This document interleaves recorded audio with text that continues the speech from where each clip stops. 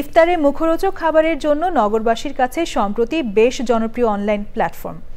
অনলাইনে চাহিদা মতো অর্ডার দিলেই যার যার বাসায় চলে যাচ্ছে ইফতারের ডালা। মূলত মহিলা উদ্যোক্তাদের হাত ধরেই এগিয়ে চলছে এই নতুন ধরনের ব্যবসা। পরাগ আজিমের রিপোর্ট। প্রায় ৬ বছর আগে শখের বসেই অনলাইনে খাবার ডেলিভারি দেওয়া শুরু করেছিলেন জিনাতারা তন্নি। আজ তার প্রতিষ্ঠান তন্নিস কিচেনে কাজ করছেন ৫০-এর বেশি কর্মচারী। গত কয়েক বছরে রোজার মাসে যোগ হয়েছে ইফতার ডেলিভারি। নিজেদের প্যাকেজের পাশাপাশি রোজাদারদের চাহিদা মতো অর্ডার অনুযায়ী চলে যাচ্ছে সুদৃশ্য ইফতার ডালা।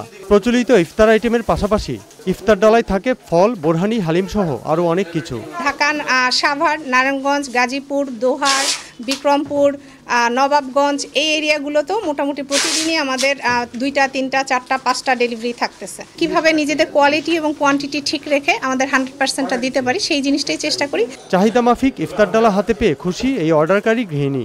আমি ওনাদের রিপিট কাস্টমার, অনেক আগে থেকেই ওনার কাছ থেকে খাবার অর্ডার করি।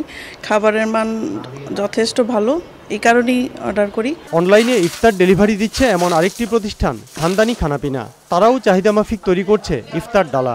যারা বাহিরে থাকে, দেশের বাহিরে থাকে, ওনারা ওনাদের আত্মীয় স্বজন, রিলেটিভ যারাই আছে সবাইকে গিফট পাঠাচ্ছে রোজার মধ্যে।